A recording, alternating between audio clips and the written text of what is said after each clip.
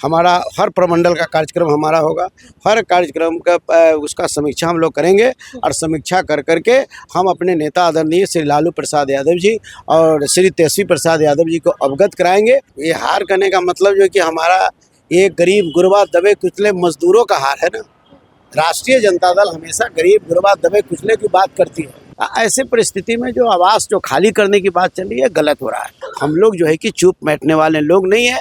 नियम और कानून के अंतर्गत हम लोग आगे बढ़ने का काम करेंगे और मकान खाली नहीं करेंगे। देखिए वहाँ पर जितने जो उनके आए हैं एनडीए के जीत करके उस पर एक विधायक हमारा सबसे भारी पड़ेगा। नमस्कार, लाइव बिहार देख रहे हैं आप, आपके साथ मैं स्नेहा गुप्ता।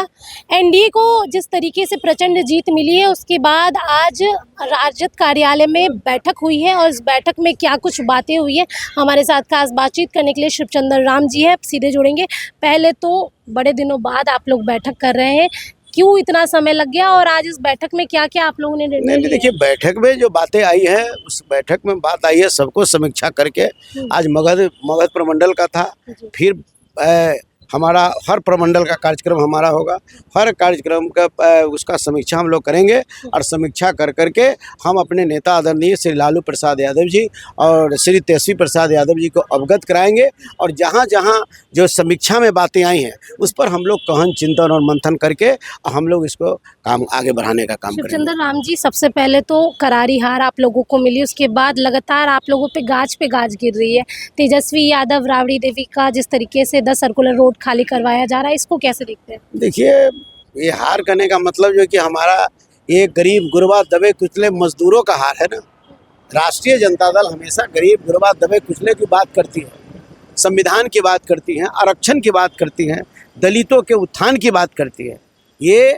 ये लोगों को मान और सम्मान, ये तेजस्वी यादव जी के हारने से इन लोगों के मान और सम्मान खत्म हुआ है।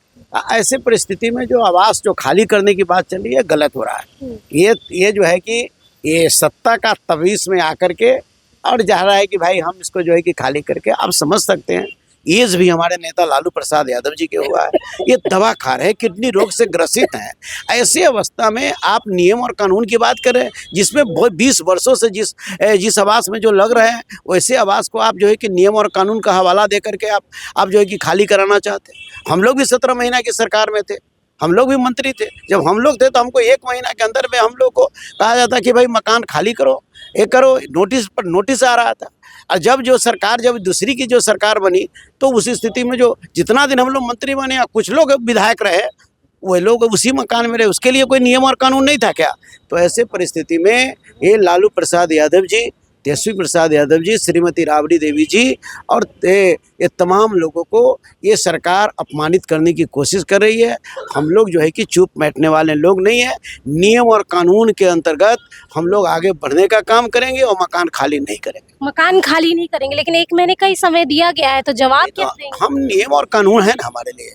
यह देश संविधान से चलता है, बाबा साहेब का संविधान से चलता है। जो उसमें नियम और कानून है उससे हम लोग जो है कि इसको जवाब देने का काम करेंगे। इस बार बिहार विधानसभा में आप लोग की संख्या कम हो गई है, क्या 202 के बराबर 35 आप लोग बुलंदी से आवाज उठा पाएंगे? देखिए वहाँ पर जितने जो उनके आए हैं एनडीए के जीत करके उस पर एक विधायक हमारा सबसे भारी पड़ेगा। चलिए, एक विधायक जो है सब पे भारी पड़ेगा। और जो तस्वीरें हैं हम आपको राजद कार्यालय की दिखा रहे हैं और आप देख सकते हैं यहाँ पे समीक्षा बैठक हो रही थी कि आखिरकार क्यों राजद को इतनी करारी हार मिली। 25 सीटों पे ही राजद सिमट के रह गया और महागठबंधन की हम बात करें तो 35 सीटें महागठबंधन के खाते में आई है। 202 सीटों पर एनडीए की प्रचंड जीत हुई है। देखना होगा आगे क्या कुछ होता है।